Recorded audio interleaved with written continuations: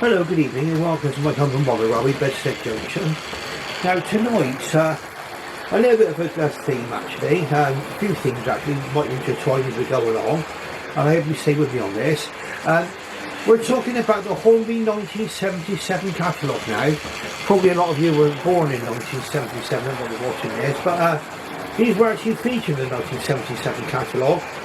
I do believe that these actually originally appeared over at Hall, the locomotive you see going around now, in the 1966 catalogue. I think it's got a Type 04 motor in it, and it's, as you can see, very nice, very nice locomotive. And when you bear in mind this locomotive is well over 40 years old, and it's still going around the track perfectly well.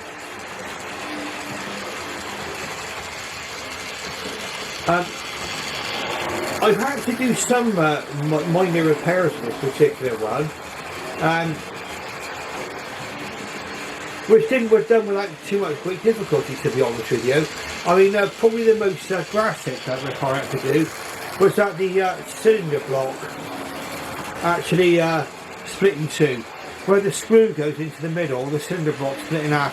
I glued that together with super glue and done the screw up quite carefully. As you can see, it's running very well. But apparently you can obtain these cylinder blocks anyway, if you ever need to replace one.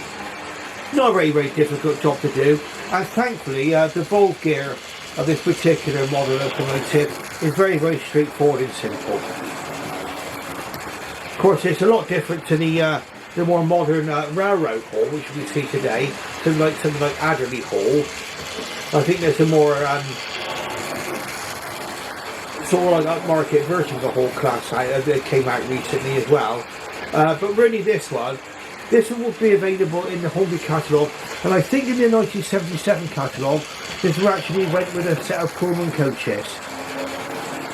So I think it might be nice if I could obtain a set of Pullman coaches. In the moment it's putting a nice set of Great Western chocolate and cream coaches. This one is actually in the late Great Western livery, and yes, it is loco powered. They went from loco powered with this motor that you see in there now to tender powered when they wanted to accommodate the Wingfoot motor into their locomotives, and then now they've gone back to loco power again. So this is actually where it all began really, with the Hall class locomotive. Very nice run of this one. It's it needed a little bit of cleaning, oiling and everything else to get it running properly, but really a beautiful locomotive. I think when you buy something this sort of elderly, you know, you have to be prepared to do a little bit of work on them, and I think it's worthwhile at the end of it when you've got a sense of achievement, and you can actually see the fruits of your labour going round the track. The Hall class, probably the largest, it was the largest of the Great Western Railway mixed traffic locomotives, and it's a two-cylinder locomotive, and really they sort of went from the Manor class, that was the smallest, then there was the Grange, and then there was the Hall class. And this particular Hall class here gave a lot of inspiration towards the design of the NMS Black 5 locomotive, which we'll see reviewed in on my channel. Now I can imagine what it must have been like to get this as part of a trade. Imagine this come with Pullman coaches. How lovely.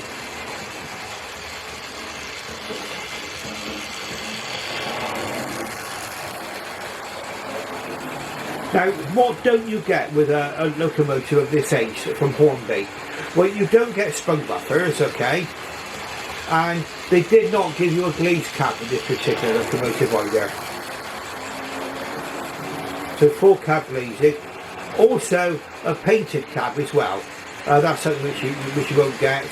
Also tender pickups. Now this one, believe it or not, is running from, I think it's running from 4 of the wheels. The 2 middle driving wheels have not got pickups. There's the 2 end driving wheels have got pickups on them. I think we'll have a closer look at this one in a moment.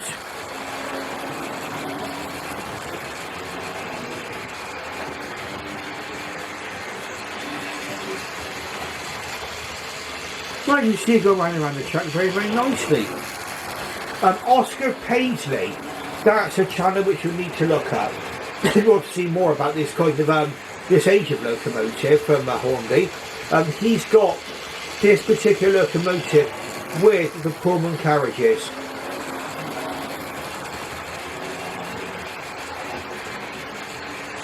So that's well worth seeing. Now we're looking at really also the transition from steam to diesel.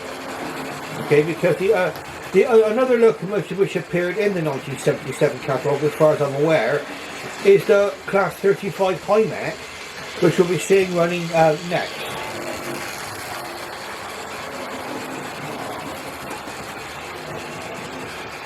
The Western region of British Rail, it was decided that they would switch over to diesel in the end of 1965. They had to continue steam until March 1966 because the Somerset and Dorset Railway, which was under their control at the time, could not get a replacement bus service.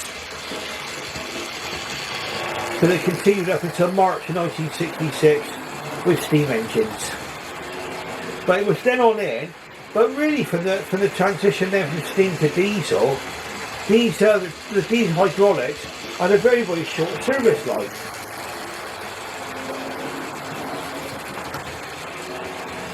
And a lot of that has to do with decisions made in British Rail, and we'll go into that a little bit later.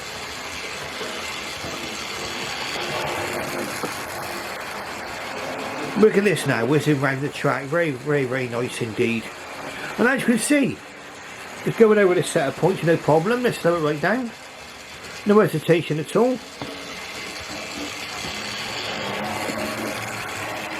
They do need a nice clean up. I mean, you need to clean up the inside of the wheels and the pickups and everything else, because obviously this only picking up from the forward driving outer driving wheels on this.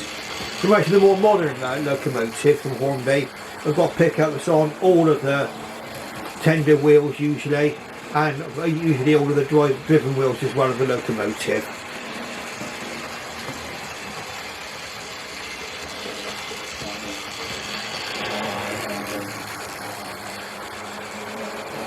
Beautiful. Right, so I think what we'll do is we'll run this one into the station now so you can see what she's like over points. So she will go over points reasonably well. Let's see now. So we're right down. And we'll bring her into the station and we'll have a look at the Class 35 Hymek in operation as well.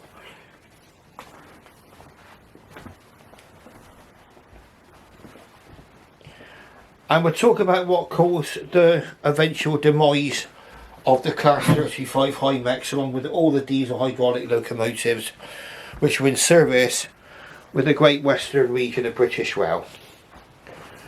Okay, so let's have a look and see if we can do this now.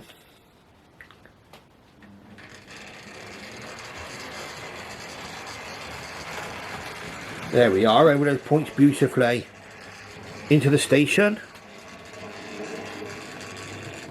The magnificent Albert Hall. There, let's bring that properly into focus. And the foreground, you can see really what replaced steam traction on the western region of British Rail. And this is the Class 35 Hymek in green. And I'll give a mention to Rick and Pauline of Welchuff Railways. And I think Rick is on the lookout for a green Hymek locomotive. So I think this might actually spur him on a little, I should imagine. This magnificent green Class 35 Hymek. Beautiful. Let's bring this one into action now, shall we?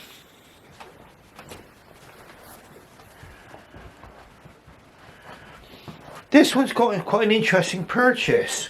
Now, if you have a look at Rick and Pauline's channel, the Welchuff Railways, they go around to a lot of modern railway shows and exhibitions, and they go around all the trade stands looking at all the various bargains that could be available. And they were looking through the 1977 catalogue quite recently, and that's what gave me the idea about putting these two locomotives out on the track tonight. I don't have a copy of the 1977 catalogue myself, unfortunately, and I'm getting tempted to get hold of one since I saw theirs. Now, watch this, straight over the point, no problem at all. And bear in mind, this is something which appeared in the 1977 Hornby catalogue, and I do believe these actually first appeared in 1966. Okay, so let's get underway with the Hymeks.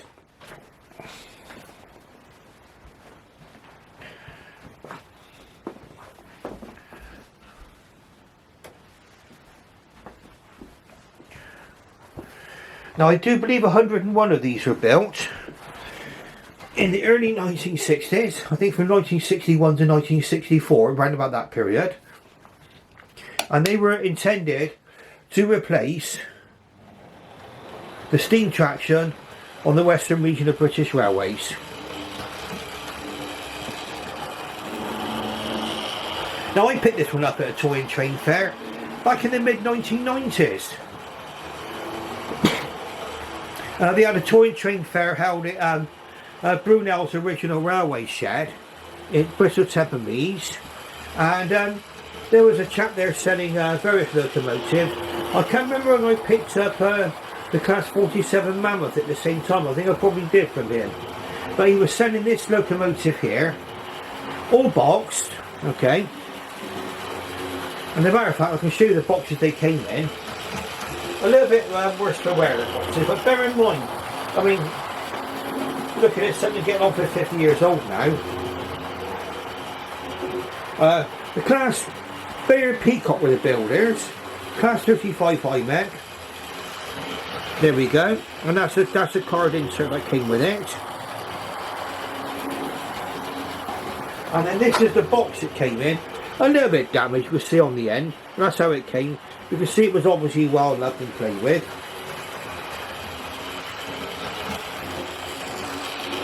Double scale models. And the thing is about the Hornby, the 1977 Hornby catalogue, are made in England by Rovex Limited, Margate, England. There we are. Rovex Margate. A proper Margate locomotive. I mean, really, the fact that this locomotive is still working now, and I took it apart and just gave it a little bit of an oiling, and you can see it's running quite well now. It's running around the track very, very well.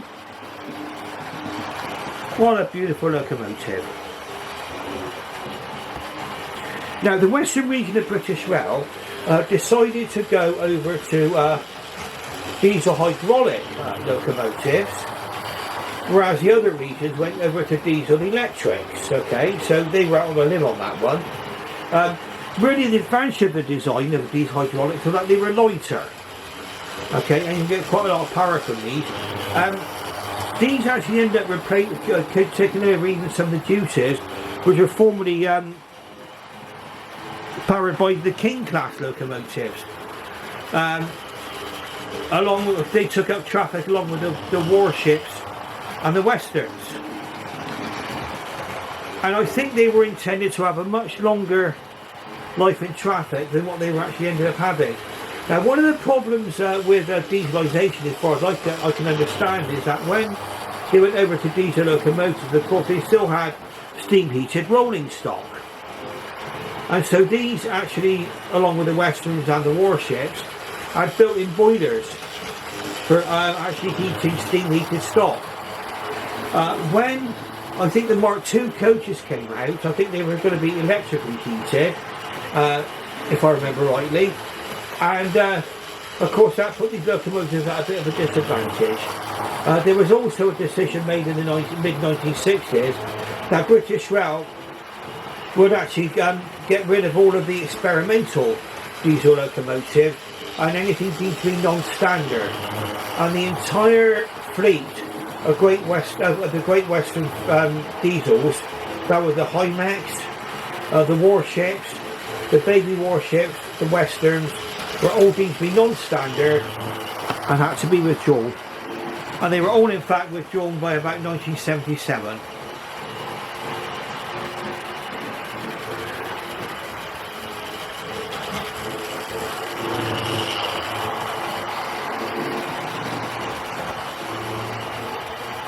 Here we go, lovely representation. Well, this in BR Green. These did also come out in BR Blue, for those who are into the BR Blue period. I can remember travelling on BR in the BR Blue period. As part of my duties.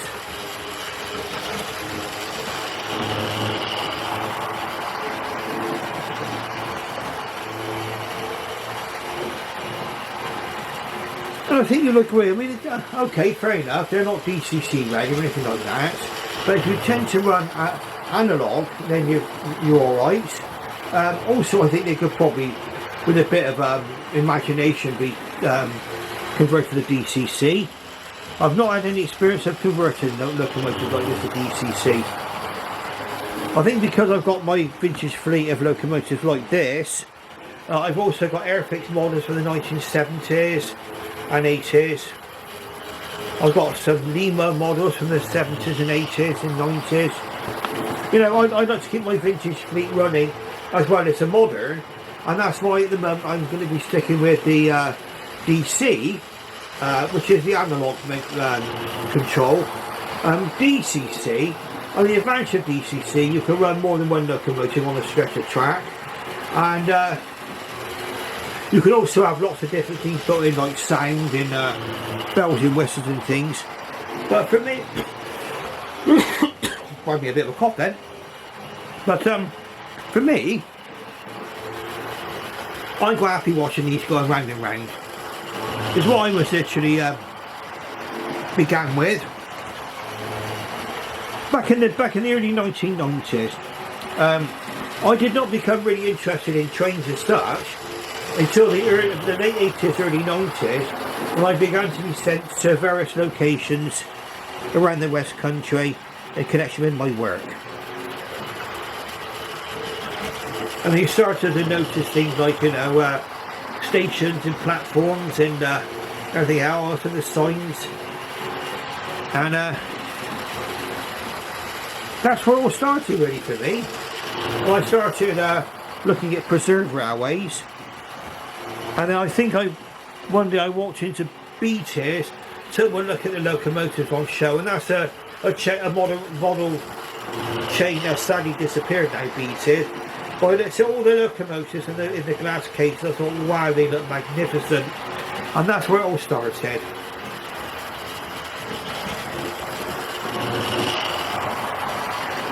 Well, there we are, that's our lovely Hymek. I think it's gathering speed now, actually. Lovely, isn't it? Beautiful. Right, so what we're going to do then, we'll have a little look now. We'll run this one into the station as well. Then we'll have a little bit of a closer look at both of them and see what they're all about.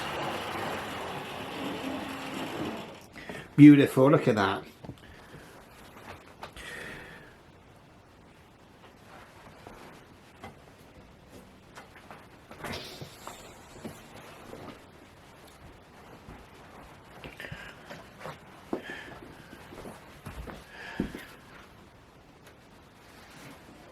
And I think this is why my my collection doesn't have so many diesel engines as steam engines in it.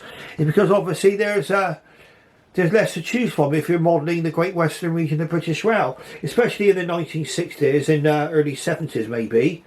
You know, if you're going up to that period of time, if I would go a bit more modern image, might be a bit different. I am tempted actually to get the Intercity 125 because I took many a journeys behind an Intercity 125 on my way to London. There we are, that's the two locomotives in the station now.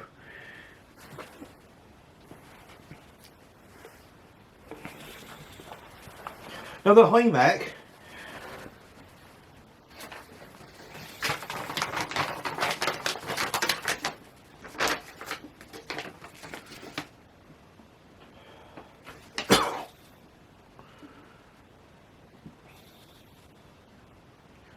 Rovex Industries Margate, so that's the service sheet that goes with it, my Hymek. Beautiful, shows the motor and everything else, and how it all goes together. Gives you a list of all the parts as well, something they don't do today, isn't it? Look, I mean, you could printed in England, look as well, just noticed that, printed in England. Beautiful, isn't it? Look at that.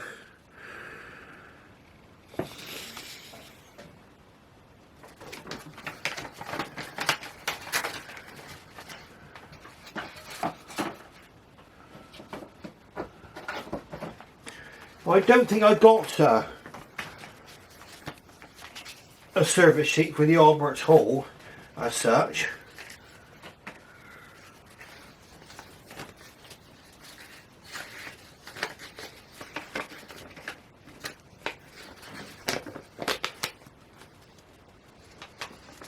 In fact, I think probably a lot of the service sheets got mixed up a little bit. Oh, here we go. That's what the motor looks like in Albert Hall, just there. Just on the drawing there. Very, very easy to work on. I mean, really, really easy to do.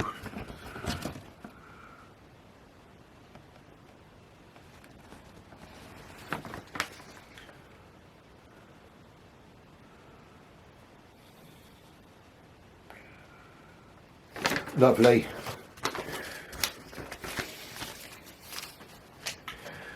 So I hope you've enjoyed watching this video so far. I've been enjoying this as much as I am. I'm going to bring Albert's Hall back out onto the track now.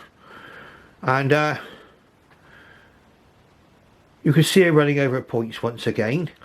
Like I say, mechanically, it's perhaps a more simpler model.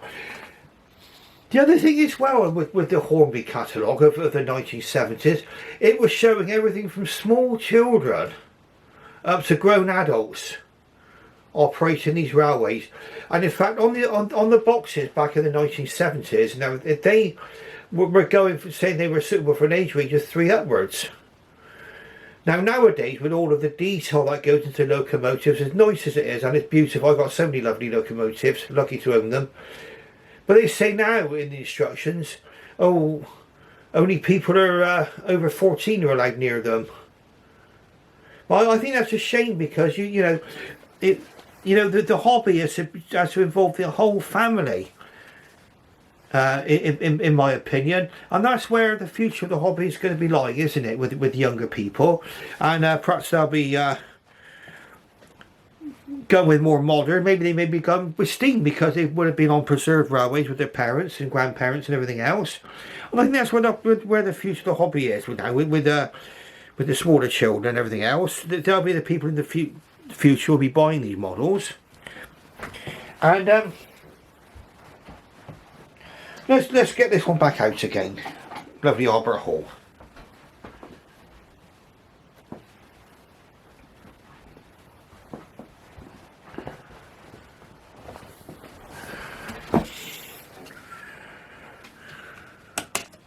Into reverse.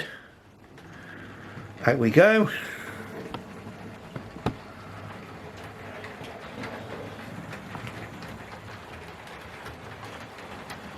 Share with those points, no problem at all. And bear in mind, that's four pickups only got. Pickups on 4 of the locomotive wheels, the 2 outer driving wheels.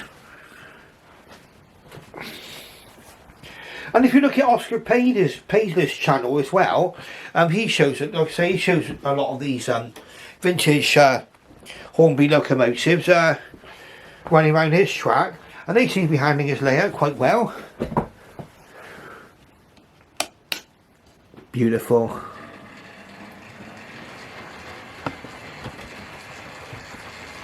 Look at that.